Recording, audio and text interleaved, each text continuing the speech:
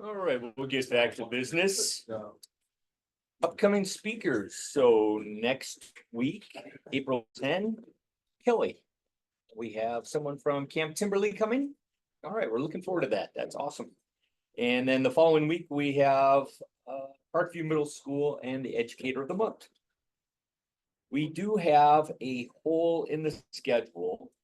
So on Thursday, May 22nd, we do not have a speaker lined up for that date, nor do we have a Rotarian lined up to find one. And the reason being, I was there. I do have Mark Green coming from Lynch, but he couldn't come on May 22nd. He's coming on Thursday in June instead.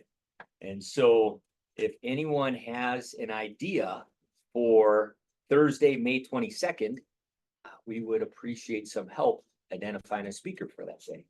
I could wear a sandwich board. Yeah, Terry, we'd appreciate that. For speaker. Yeah, we'll go with that. That's always a good plan. So Thursday, May 22nd. We could meet at the high school and either robotics or. Yeah, I could talk to Dustin Or about that. maybe what we were talking about in terms of the. Sure. All right, that sounds good. project. We can look into that. 2024 Grant Committee will meet right after this meeting here. We're still looking for members, Rotarians, to join us on the Pro Health Walk for Cancer on Saturday, May 3rd. Any other business item? Look for your quarterly invoice this weekend. Oh, So thanks for the reminder. look Jim. forward to Yeah. Well, how about if we go into Happy Finds instead? On that downer, will anybody happy? Let's hope somebody has a happy find. Anybody have a pin? All right, there we go. I think we'll have our guest. Rick, how would you like to pull that ticket for? Alrighty, All right, pick the last three numbers for. 124. That sounds familiar. Ah. Didn't pull my own. Missing one? Did we get a winner? Yeah, it's Jerry. Oh, okay, That's my ticket. okay. Congratulations. Every time I come to these. And he's always getting out his tickets. I'll get that money from you a little later. It's a sleight of hand when you handle those. All right. Tom, you want to come on up and introduce Rick? That would be great. This morning it's my pleasure to introduce Rick Lincoln. I was kind of marveling, I asked for a brief bio and I'm thinking if somebody asked me for a brief bio, probably be one line. But I get this half a page, so we're gonna tell you a little bit about Rick before we get going here. Rick graduated from Marquette University with a BS in electrical engineering and started his career as a systems engineer at a commercial nuclear power plant for Commonwealth Edison. After several years of nuclear power, he worked briefly designing gas turbine power plants for Siemens Power Corporation. Rick joined Generac in 1998 to lead the power switching development engineering team. Over the next several years, he proceeded to advance in managing various engineering teams. In 2015, Rick moved out of engineering to be the director of product management for commercial and industrial energy products. In 2022, he was promoted to his current dual role position of Senior Director of Engineering and Product Management for high-end residential generators. Rick's been a licensed professional engineer in the state of Wisconsin since 1995. He's been a resident of Quantico since 1999. Wife, two kids. Two daughters. It's my pleasure, and help me introduce Rick Lincoln. So, can I stand behind you here to do the presentation? Will that work? No, you can stand wherever you'd like. You have the remote there. Be careful. Yeah, Or it's there, Rick. So we'll jump rope here early in the morning. Yeah, All right. jump rope. Great. All right. Well, thank you, everyone. So get this up. There's a little video that plays. Do you have audio? Otherwise, We do. You can't take If, my matter. if things work, which they should. I don't think it's closed, George.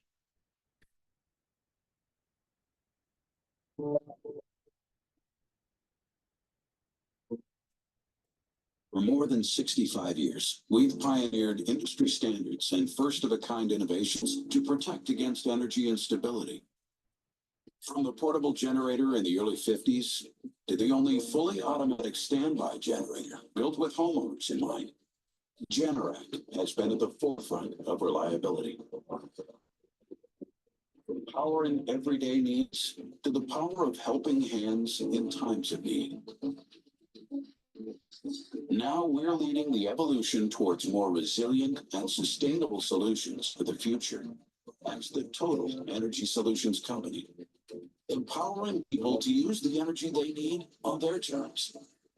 To bring that vision to life, we're investing and expanding, broadening appeal to even more customers in clean energy, commercial and industrial applications, and more residential solutions that work alone, as well as within energy ecosystems, unlike anything available today, offering relief from the growing energy burden, giving businesses and industries that everyone counts on the solutions and services that enable communities to thrive.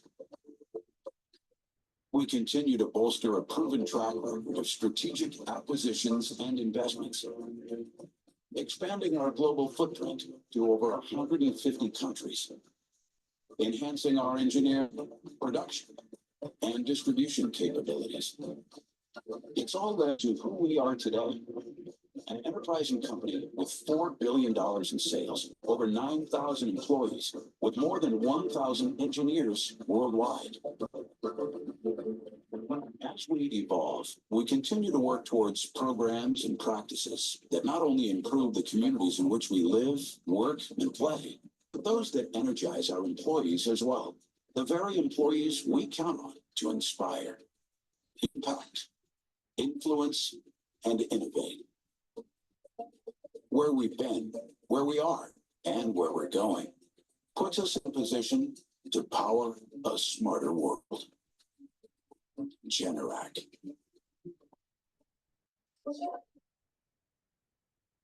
All right, any questions? I won't leave you with that. Okay. So yeah, as Tom said, I've been with Generac since 1998. I'm going to run over a few facts of the company. Founded in 1959 by Bob Kern.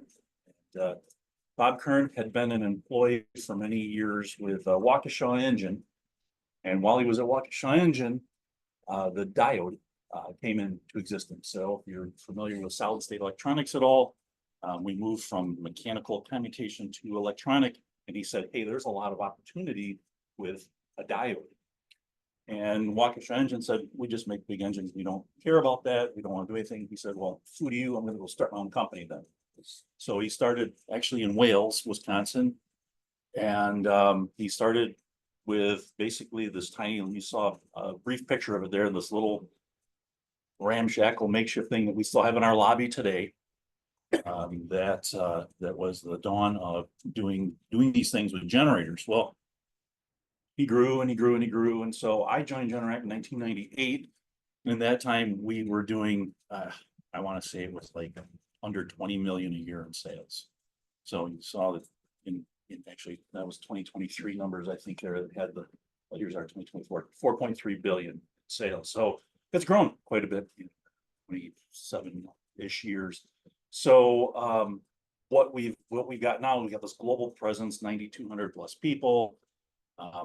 We profit there, the EBITDA part, if you're into the financial world, after all of your expenses and stuff, still made almost $800 million. So when we say omni-channel, we sell through everybody. So you can walk into Lowe's and buy our product. You can walk into Depot, you can walk into Ace. You can go online, you can go to Amazon, you can go to Northern Tool, you can go all kinds of places and find our stuff. We sell through residential dealers, we sell through industrial dealers, we sell to wholesalers, you name it, we do it.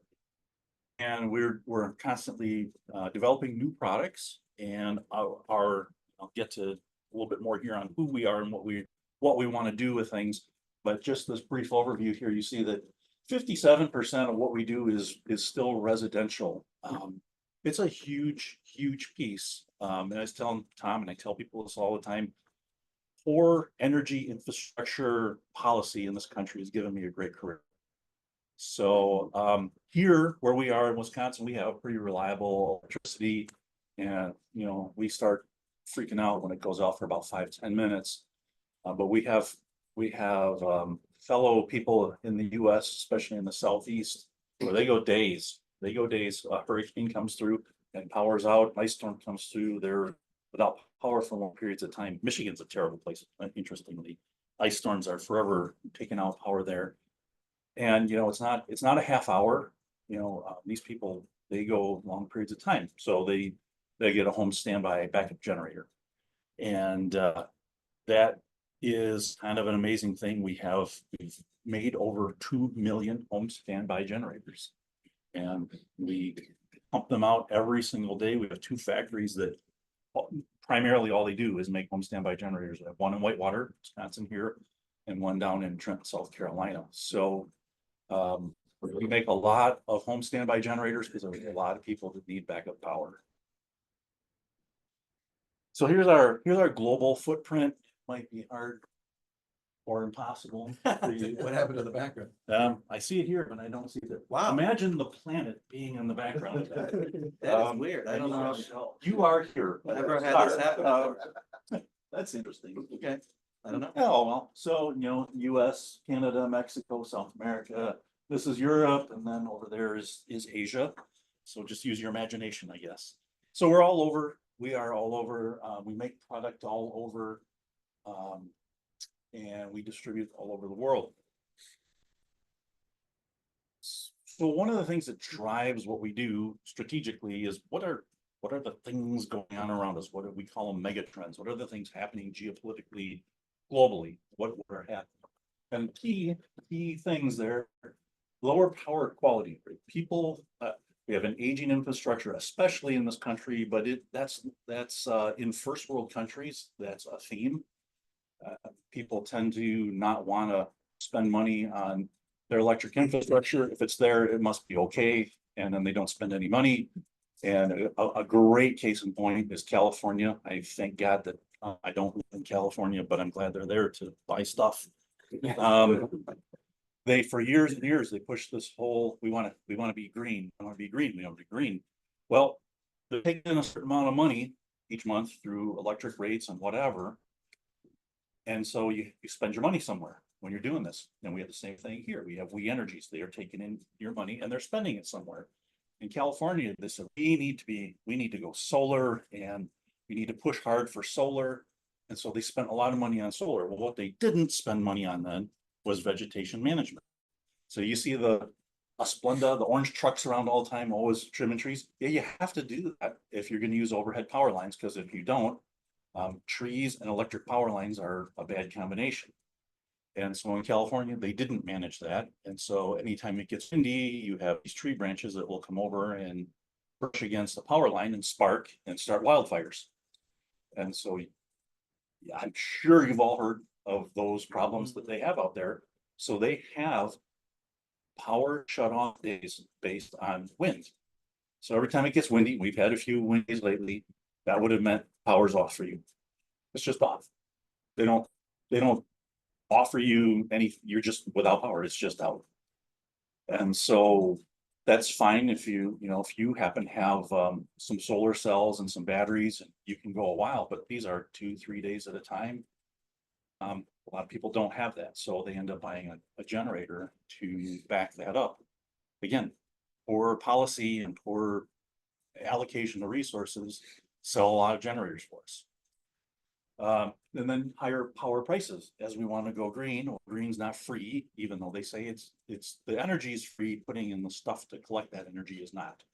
And the problem with solar and wind, challenge, but that's the necessary problem, is okay, when it's not sunny and it's not windy, how do you get power? Okay, well, we'll put in a lot of batteries. Batteries aren't cheap either. So all of this costs money, and it is always going to get passed on to the consumer. Well, people reach a breaking point and they're like, well, I don't want to keep paying for this. And somebody builds a house somewhere and they go, okay, it's going to be $2,500 to drop an electric line into your house. $2,500 a month. Whoa. Hang on. what does a battery system and solar and generator, what does that cost? Oh, I can be on my own and I don't have to do that. So we're starting to see a lot more of that kind of thing going on. Also, a lot of people now are putting, again, we don't have the policy around us here, but many parts of the country do, where if you put in batteries and solar, the utility will pay you for that energy that you're storing and collecting from the sun.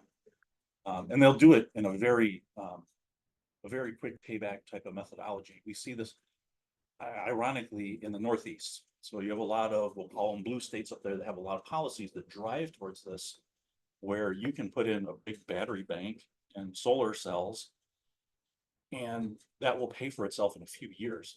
That's not the case here in Wisconsin. I assure you, if somebody tells you you can put in a battery and solar system that'll pay back in under 20 years, they're lying to you. It might get there, but today we don't have the subsidies like other places do.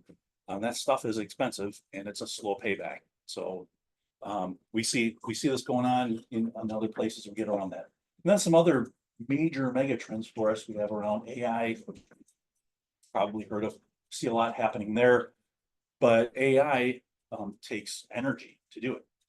And as people put in these great big data centers, take a lot of energy. So Amazon's putting one in down in Racine. They're putting one in there. They're building their own power plant to go with it. So we're not talking like hundreds of watts or thousands of watts. We're talking many megawatts of power to power all of these computers to do all of this AI stuff. So when you're on Chat GPT and whatever, that's going through a lot of energy to crunch all of that data to give you that capability. And then people want cleaner and alternative fuels. Fossil fuels are perhaps not this administration as much as previous, but they're falling out of favor. People don't want to keep digging, pulling natural gas and oil out of the ground, so they want to use other things. So we're always looking at alternative fuel options. The global infrastructure goes back to the low power quality. I think those two are intertied. People just, they haven't been spending on money and stuff. And if you're in a home and you are on, like, if you have medical equipment that runs off power or whatever, you can't afford to be without it. And as the infrastructure becomes less reliable, you're thinking more about putting some kind of a backup power system in. And then finally, we saw it hit during COVID. His home is a sanctuary. People were at home and they started thinking about, boy, if power goes out, I can't do anything because I can't go anywhere. And people started investing in their homes. And it was interesting at the beginning of COVID, as a company, we're like, well, what's this going to mean to us? And our sales just went, right? So 2020 and 2021 were record sales years. And that hasn't leveled off. So people continue to invest in that because they want to be there. You have a lot of elderly who want to age in place. They saw what happened with nursing homes during COVID. They're like, I don't want to participate in that. So I'd like to stay home. Like, what are the things I worry about if I'm at home alone? Well, power going out's one of them. So we see that as a mega trend. Okay, so then what do we do with that? So we take these mega trends and then we come up with our big key things. We say we're powering a smarter world.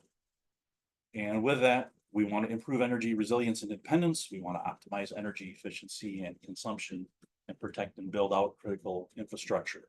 So Generac is focused on these things. This is what we rally around day to day when we're doing what we do, when we're thinking about new products, when we're thinking about new services, is how do we rally around all this?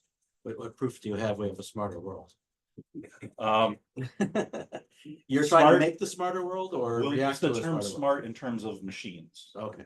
The people, not necessarily, the machines are. So it's interesting when you talk about smart machines and you talk about AI and whatever. AI still really revolves what's called around a large language model. Anyone involved in any of this?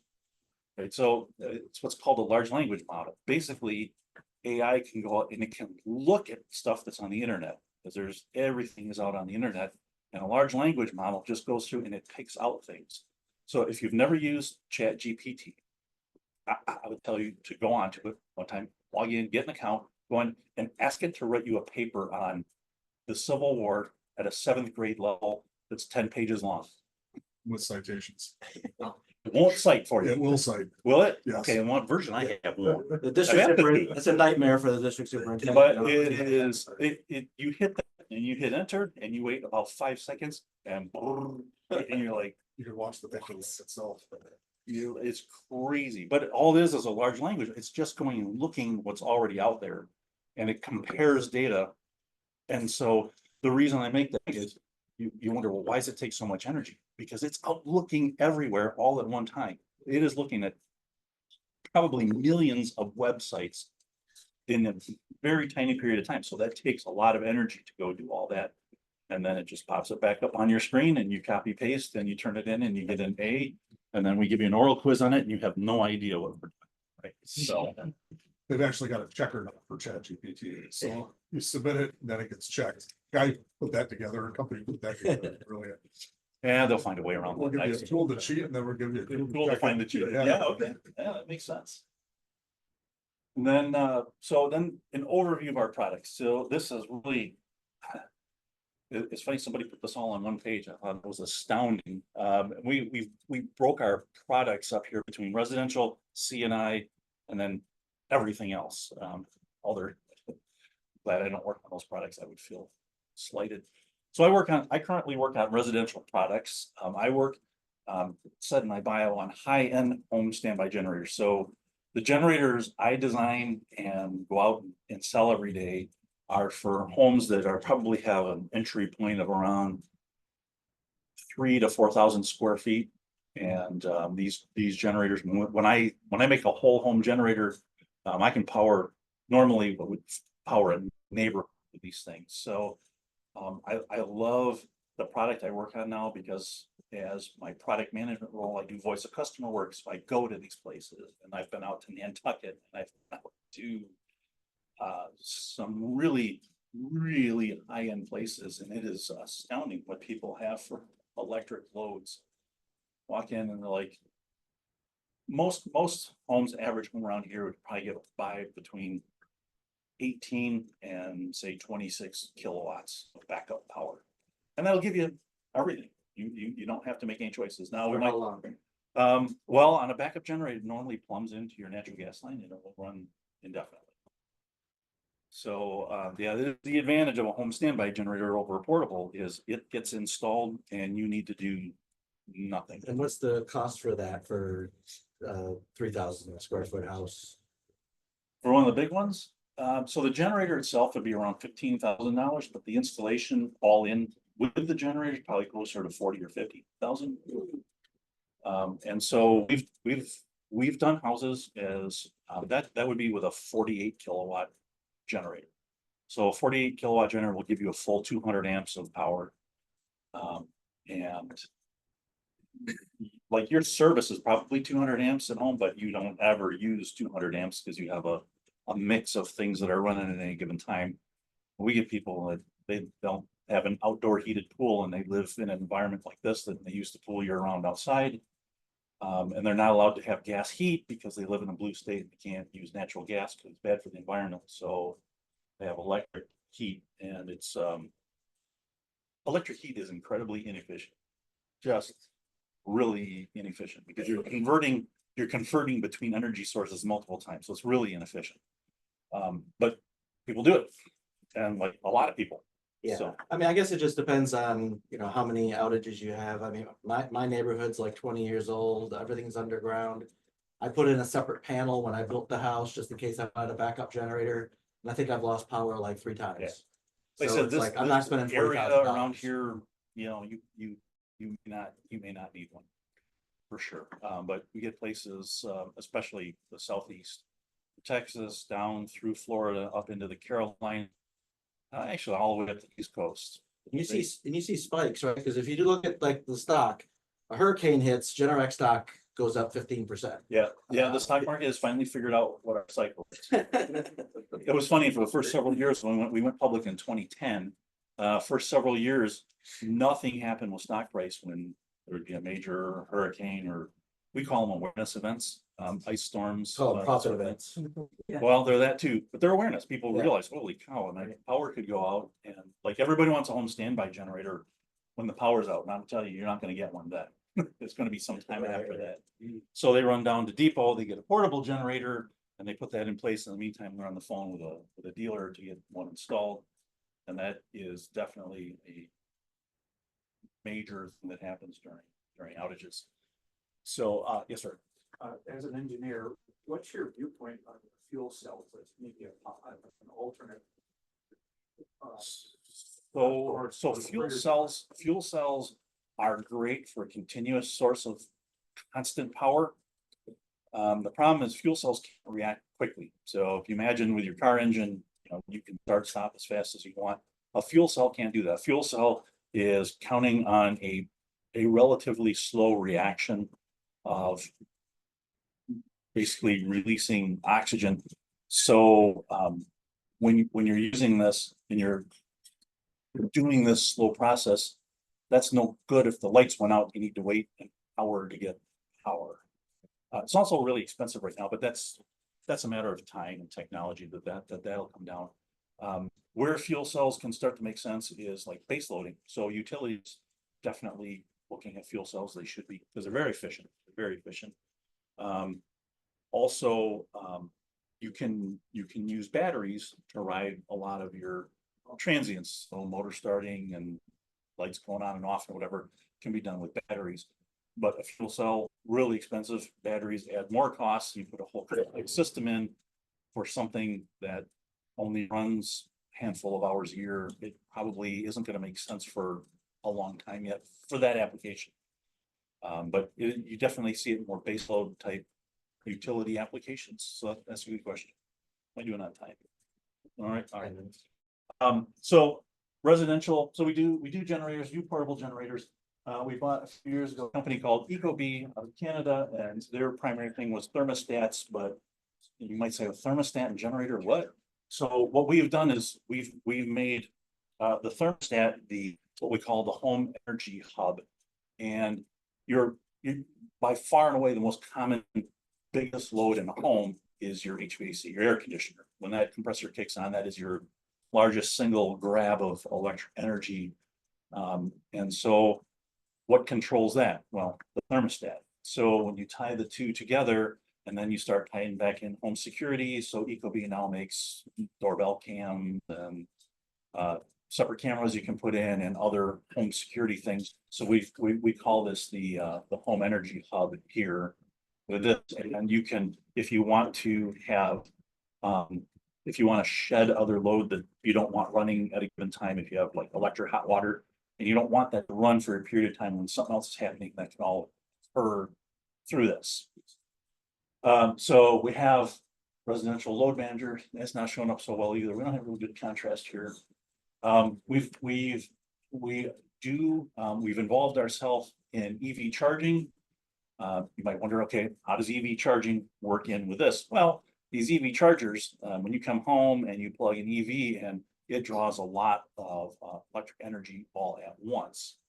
And if you don't manage that, and should EVs be a big thing in your neighborhood, again, around here, not huge, places like West Coast, huge, everybody comes in at around 5 p.m. and starts plugging this in, all of a sudden you see fireworks out of a transformer nearby because it can't supply all of that energy at once to everybody.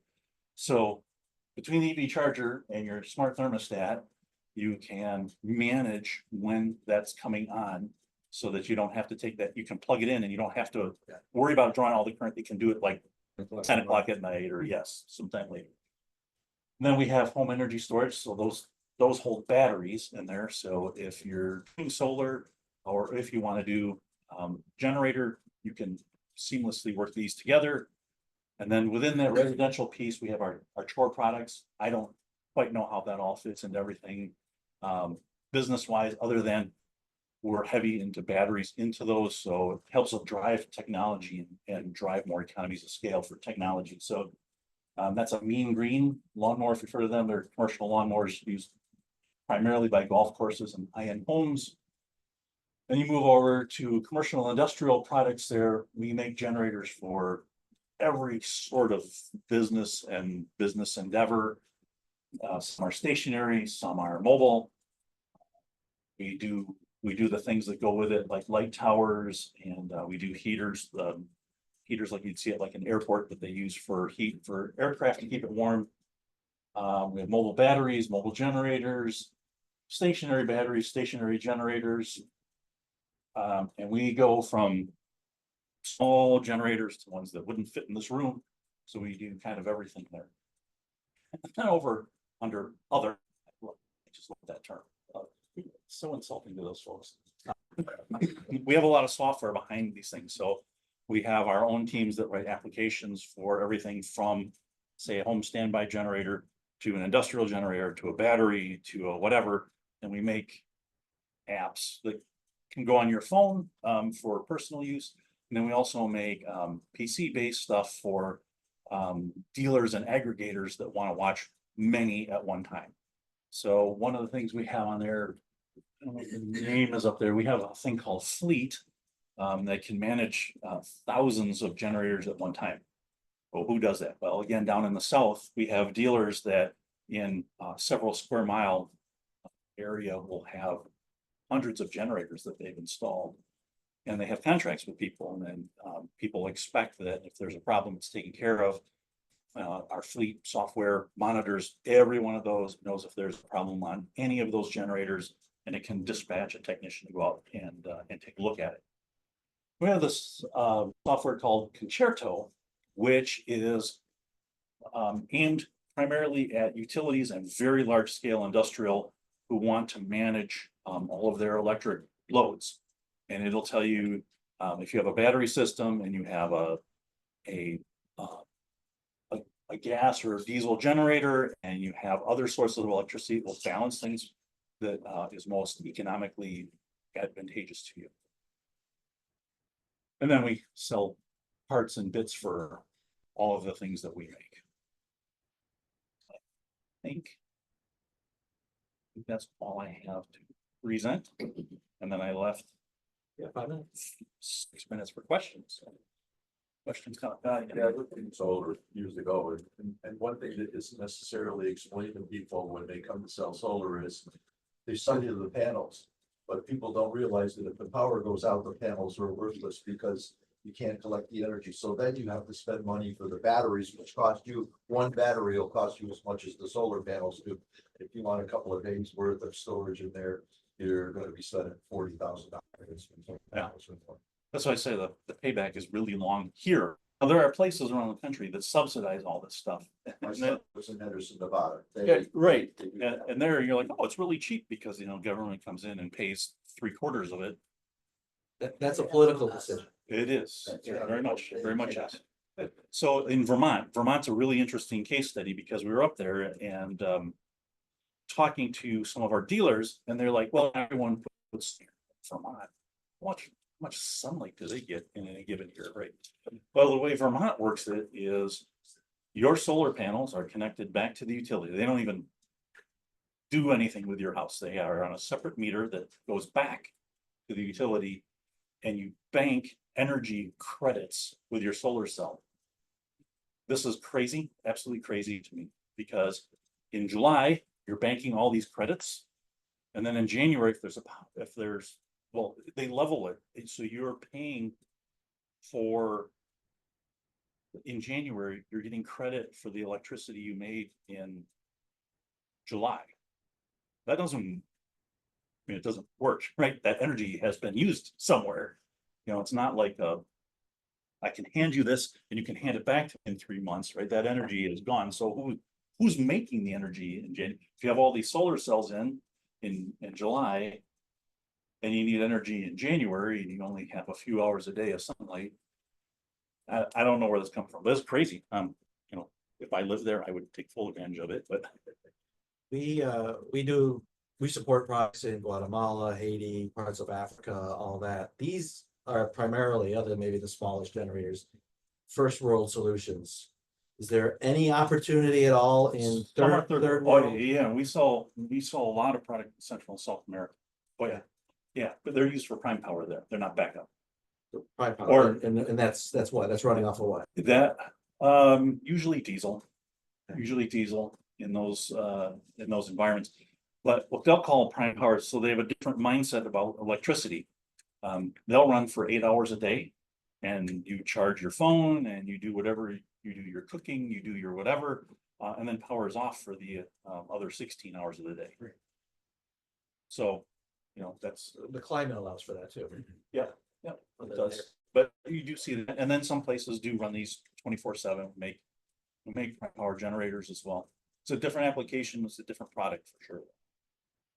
How big is the, as far as people and such, the headquarters here? Cause this, I mean, we're used to having very small business, a GS Global in here, which is obviously a good size, small business. I mean, Generac's at another level. Yeah, we have about 2,000 people at our headquarters. 2,000 right here? Highway 59 here, yeah. That's the one in Waukesha? Yep, yep, right up by, 2,000 people work there. yeah, right up by the big chicken. Well, we don't make anything there anymore. So all of our that used to be the manufacturing facility, and now it doesn't make anything. So we pushed all of our manufacturing out. We have a facility in Whitewater, one in Eagle, one in Berlin, one in Oshkosh. We just opened one in Beaver Dam. And then one in Jefferson. I think that's all of them. In Wisconsin, and those facilities, along with our Trenton, South Carolina, produce most of our US product. So a global company, topic of the day, tariffs. Yeah. How's tariff- Generac looking at that? Tariffs have made life interesting, for sure.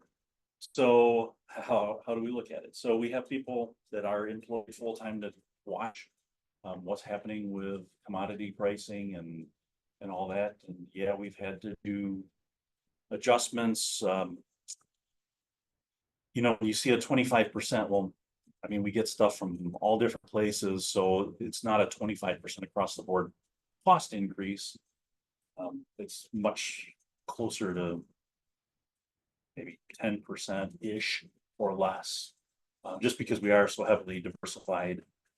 And like a lot of the products we make, it's made elsewhere and sold elsewhere, so there's no impact on it from that perspective, or very small impact. But yeah, it's To be determined. every day you walk in and you've got a new tariff to figure out, and as you can imagine, nobody wants to hear about price increases on the end product, so we try to buffer. So we take in, here's all the things that we know about and things we think might be coming. We take that and we introduce new pricing. So we just did new pricing Monday, it's past Monday. And then we hold pricing that we've already quoted people. We hold that for a period of time. So we're still selling stuff out the door that is at the old price and the old cost. Yes. Yeah. I know Puerto Rico has suffered a lot of damage from that. Have you had success down there because their grid is? Yeah, we recently won a contract down there. You did? Yep, yeah, a very big one. So we're going cautiously into that because we're concerned that contract could get axed at any point in time. So we're being a little bit more cautious in the ramp up for that. But that was a big contract. Who's your biggest competitor? So we're pretty heavily diversified in power generation, in generators, Caterpillar. Oh, Caterpillar, Cummins, and the company formerly known as Kohler. I'll go by the name Relco.